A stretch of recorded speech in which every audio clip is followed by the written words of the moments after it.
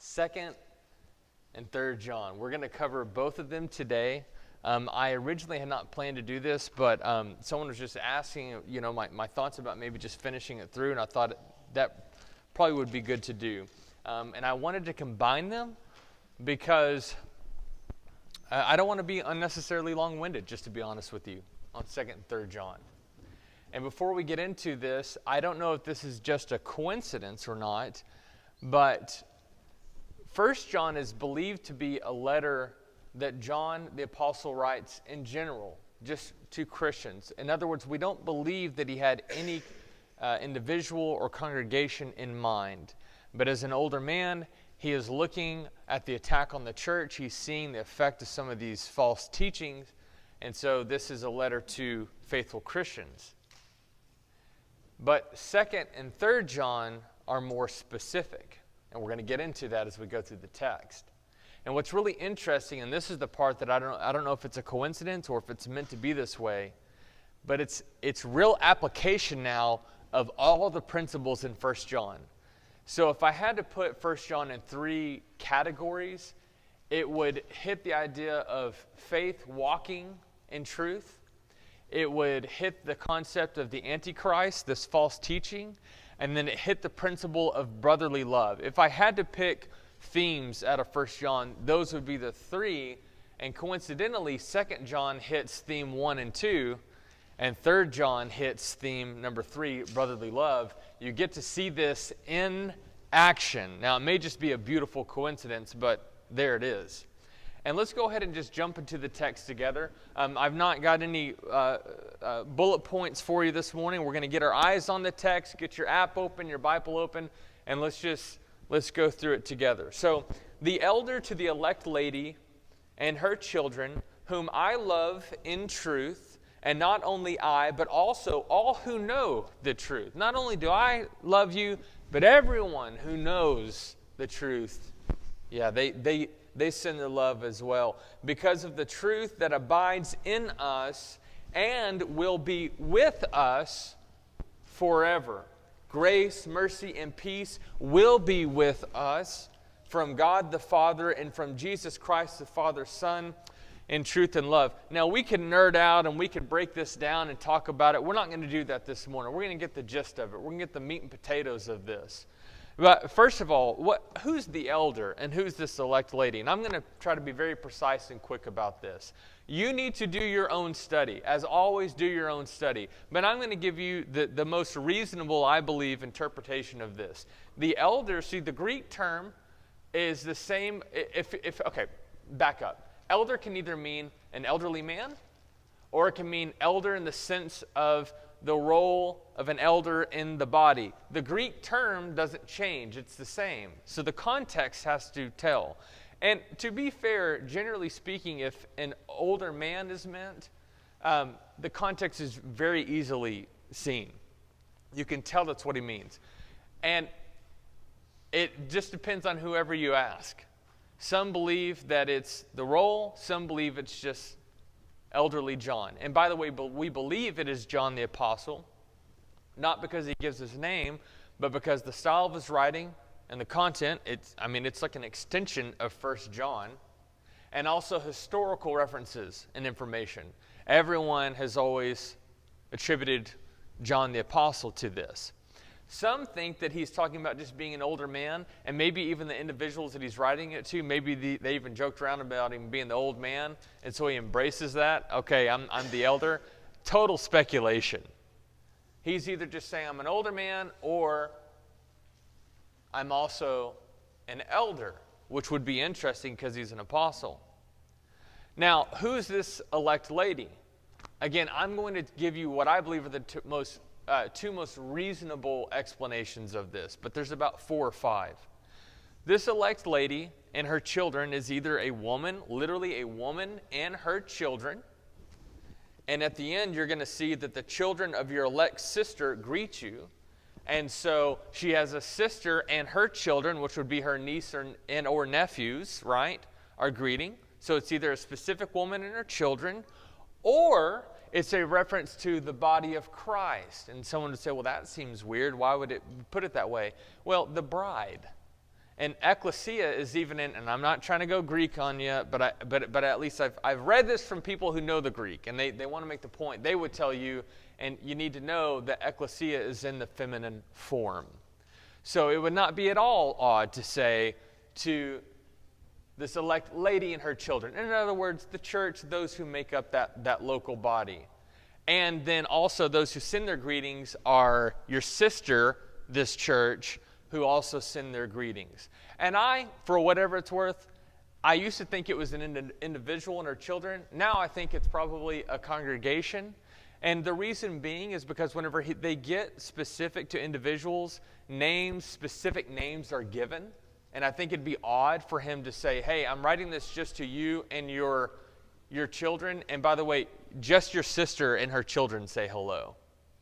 To whereas 3 John is written to an individual and 3 individual names are given. Guys, it doesn't matter.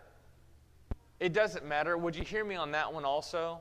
And as a side note, because it could be a sister church, does not give positive authority for congregations to work together. That would be so far-fetched. Do you understand that? So let's move on. You get it? It's John. He's either saying, hey, I'm an older man saying hello to you, the lady and your children, or the church. Let's get the point. Let's move on now. But what he's saying here is about I'm saying hello, and not only I love you, but all those who love the truth. The truth abides in us, is going to be with us. You know what else is going to be with us forever?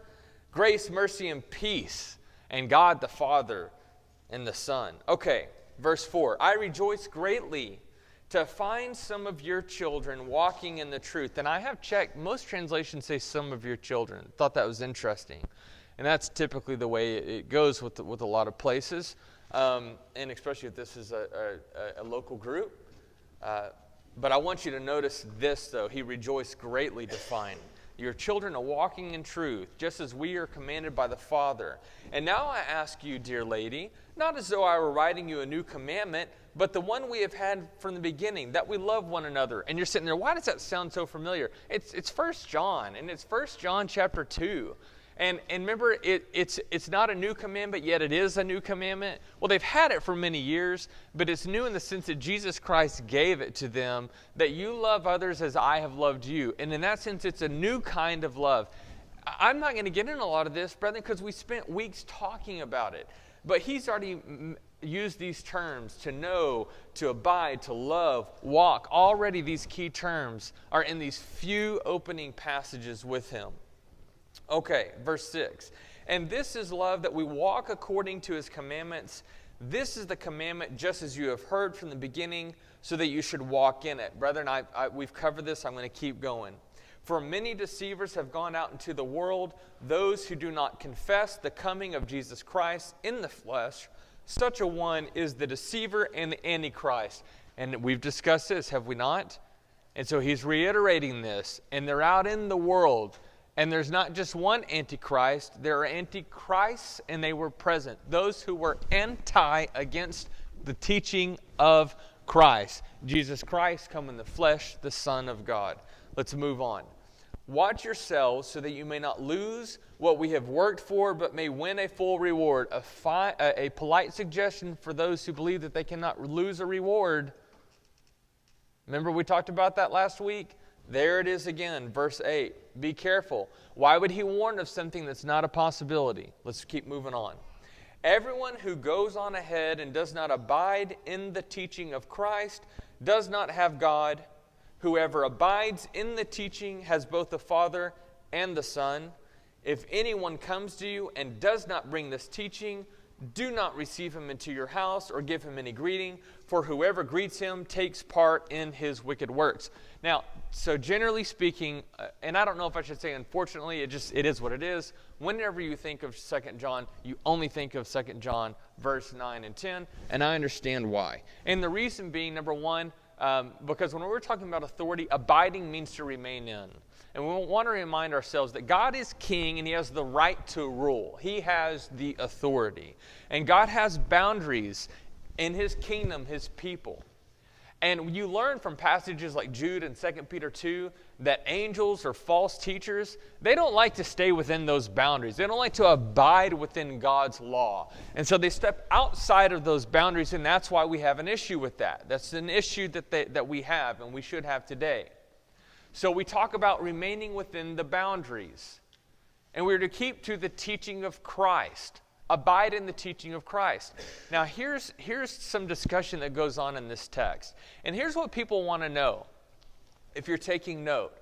Whenever it talks about abiding in the teaching of Christ, does that mean to abide in the teaching that states in the objective that Jesus Christ came in the flesh and was the Son of God?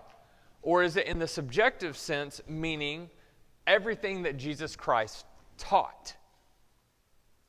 It is true, for example, that Jesus warned his disciples of the leaven of the Pharisees, and they came to understand he was talking about the teaching of the Pharisees. In other words, what the Pharisees taught.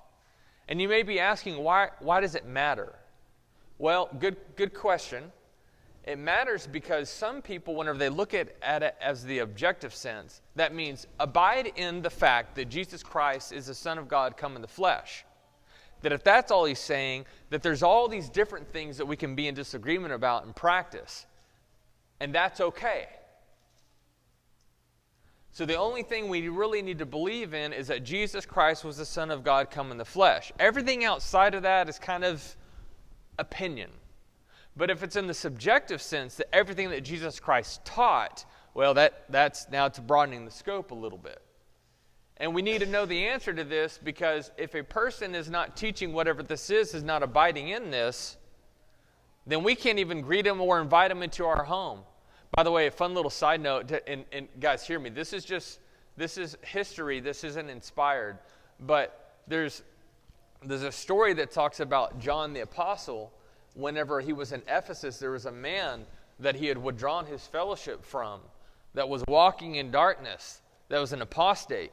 And he went to a bathhouse and heard that the guy was there, and upon hearing it, ran out and said, "Hurry, everyone flee, lest the walls fall on us as well." And so the concept was that he's like, this person is such a person, we need to get away from him, you know. Kind of, I chuckle a little bit, but then I also wonder if that was true or not. But listen, context, brethren. And here's the reality. It's not one or the other. And it's not because I'm not trying to take a stand. It's just that I have to deal with the context. To say that abiding in the teaching of Christ has nothing to do with Jesus Christ coming in the flesh, you're blind as a bat. You're not reading 2 John. And you've not read 1 John. And he just talked about the Antichrist that is going to teach against who Jesus is. So to say that he doesn't have that in mind, you're just not dealing with the text. But to say that he only has that in mind is also not dealing with the text. Because he's talking about walking in the truth. He's talking about brotherly love. What has brotherly love got to do with Jesus Christ coming in the flesh?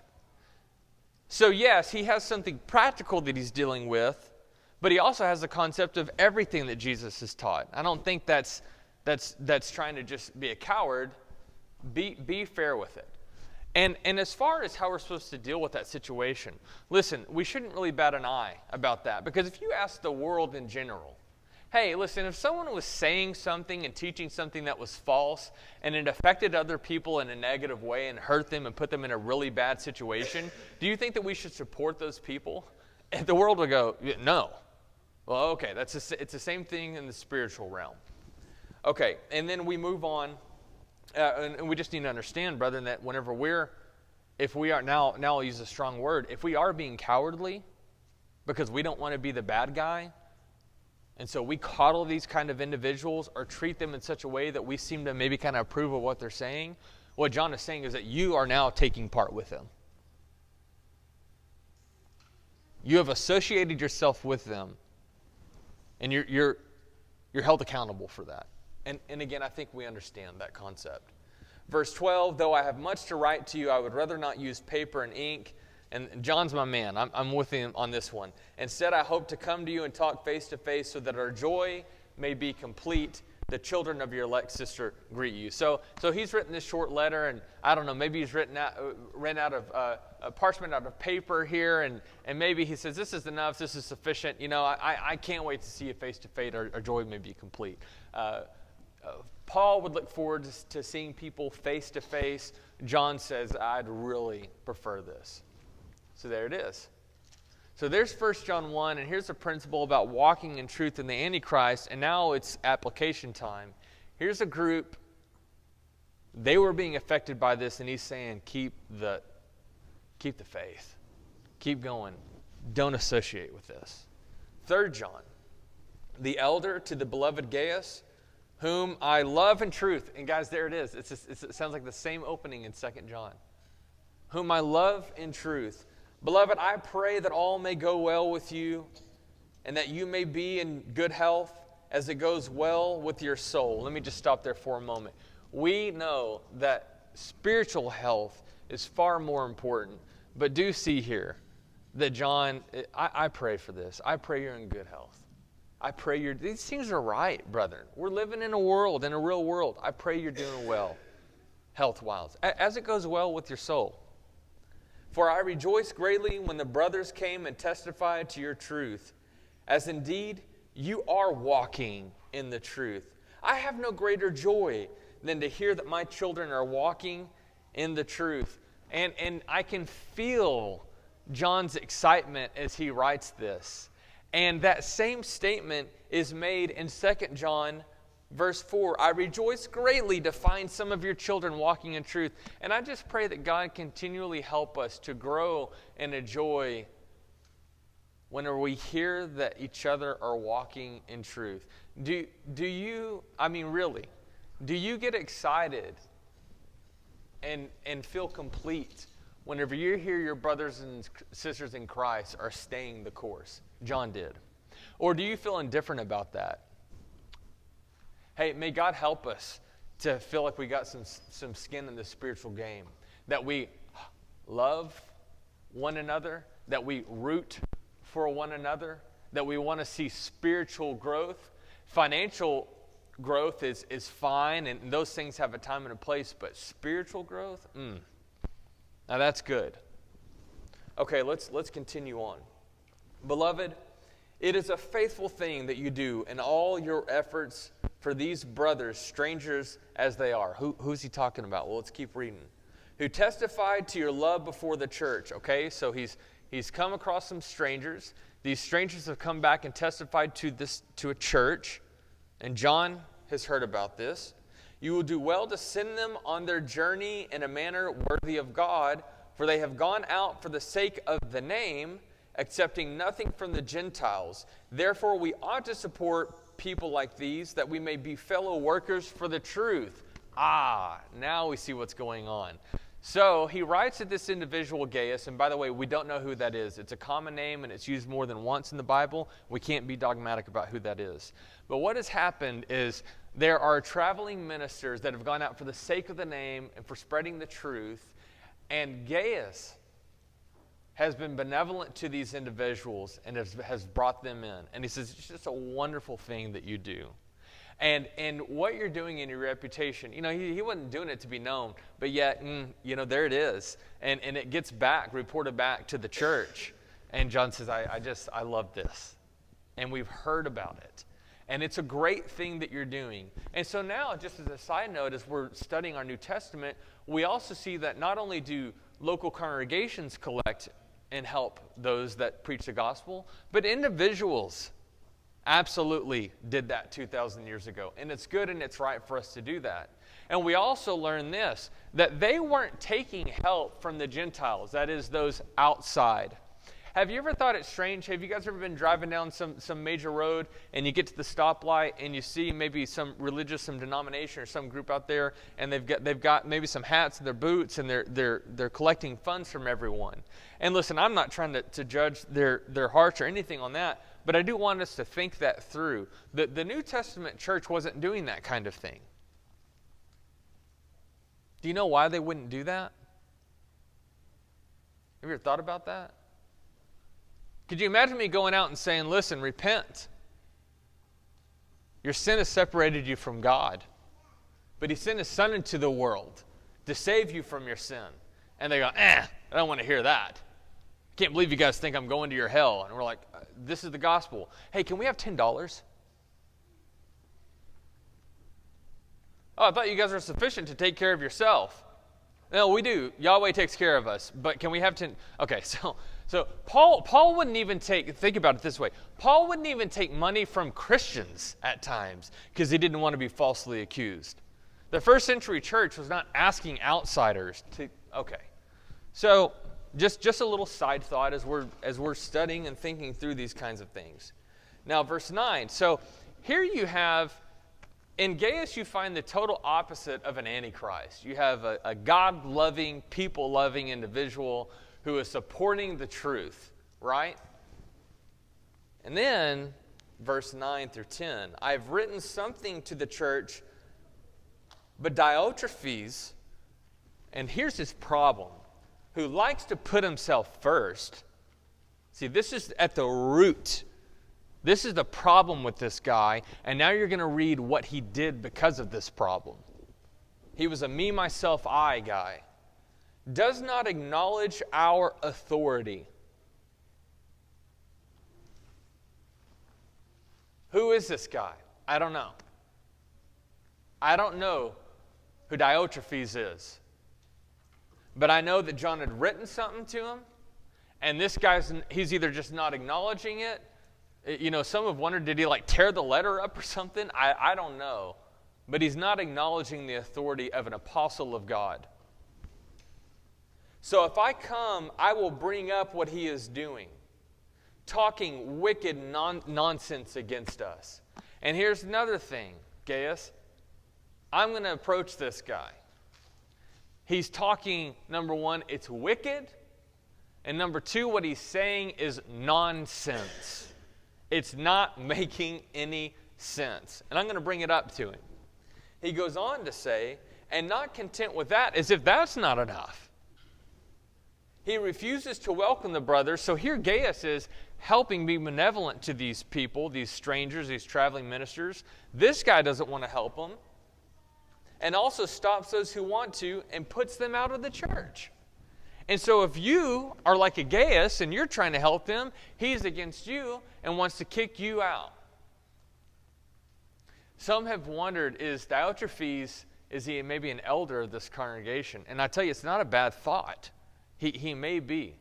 And is Gaius and Diotrephes worshiping together? Well, I'll tell you what, that's not a far-fetched question.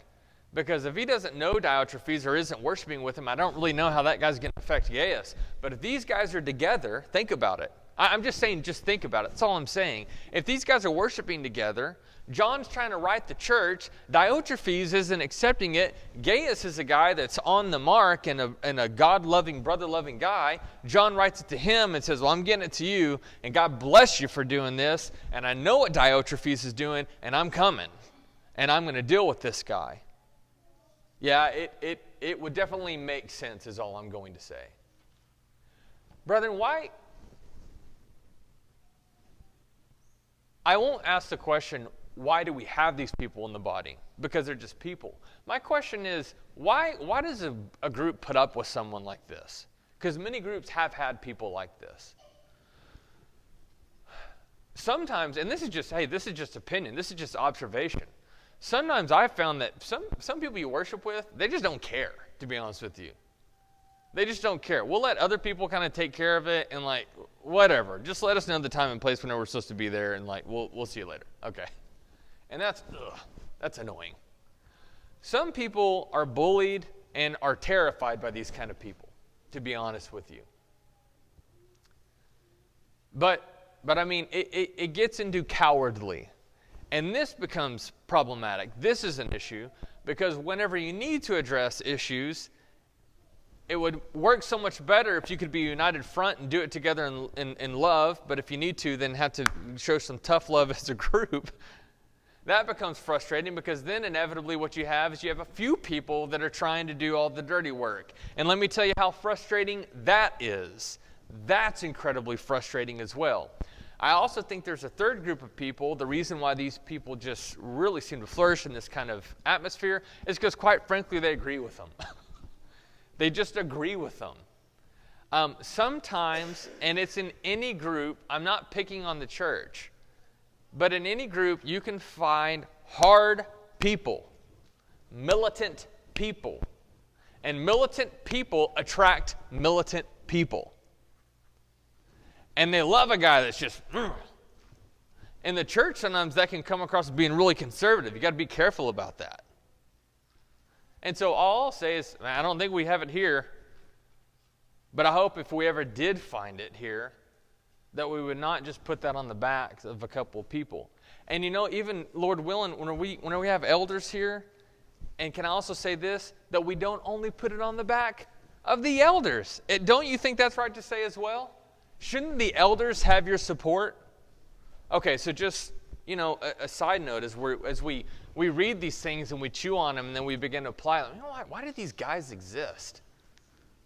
Verse 11, Beloved, do not imitate evil, but imitate good. Whoever does good is from God. Whoever does evil has not seen God. Demetrius has received a good testimony from everyone and from the truth itself. We also add our testimony, and you know that our testimony is true. Let me just start from verse 12 and then work back. Demetrius, don't know who this guy is, but just a thought. I wonder if Demetrius was delivering the letter. Just a thought. I don't know. Demetrius could have been delivering the letter, and so he's pointing him out in particular and saying, really good guy, good testimony about him. We give our testimony, and this is above board. But verse 11, I was thinking about this. Beloved, do not imitate evil, but imitate good. Beloved, do you have someone here that you imitate? That's a good thing. We're not talking about putting them up on a pedestal, making them an idol. Don't do that. But do you have someone here that you like to imitate? That's really good, and I would encourage you to find that because they're here. A polite question and then maybe a polite challenge. Do you think anyone imitates you? And maybe here's the polite challenge. Do you think people should be imitating you? So it's good from time to time just to think about these things. Hey, I've got no one in mind. I got nothing in mind. This is what I do, right? When we read through this, I think, is anyone imitating me? Should they be imitating me? What are some areas where I could strengthen? What are some areas that are encouragement? Man, I really love this brother and sister. This is what a spiritual family is about. And then finally, verse 13, 14, and 15. I had much to write to you, but I would rather not write with pen and ink. I hope to see you soon, and we will talk face to face. There it is again. Peace be to you. I'm starting to appreciate these are the passages that we look over, like 2 John 3, grace, mercy, and peace will be with us from God the Father and Jesus Christ, the Father, Son, and truth and love. 15, peace be with you. The friends greet you. Greet the friends, each by name. And sometimes it feels like it's filler, but I really believe that to the inspired writers, there was just that packs a lot. Because the idea of peace and grace and mercy and joy that's being complete and greeting one another. I think this is seasoned Christians, and they're seeing the benefit of having one another, and they're seeing the benefit of the peace that we have in the kingdom, and they just can't write without writing about it. You know what I mean? The brethren are saying hello, but I love that's how he says, greet them each by name. I love that. I remember the first time, by the way, whenever someone prayed with me and they prayed for me by name, there was something incredibly strong about that. And so this is to be personal. Hey, listen, I hope this was of some encouragement for you. I got nothing. I've got no challenge for the week this time or anything. I'm done for this morning. But I hope you're enjoying these studies. I hope you appreciate what John has had to say. And later on, when we're going to do a series on the I am statements from the book of John, you may find yourself grinning a little bit as you see the connection between some of his writings. And we just get to know this man of God more deeply. We're first and foremost excited to see God in all his glory one day, but I got to tell you, I'm really excited also to see John one day.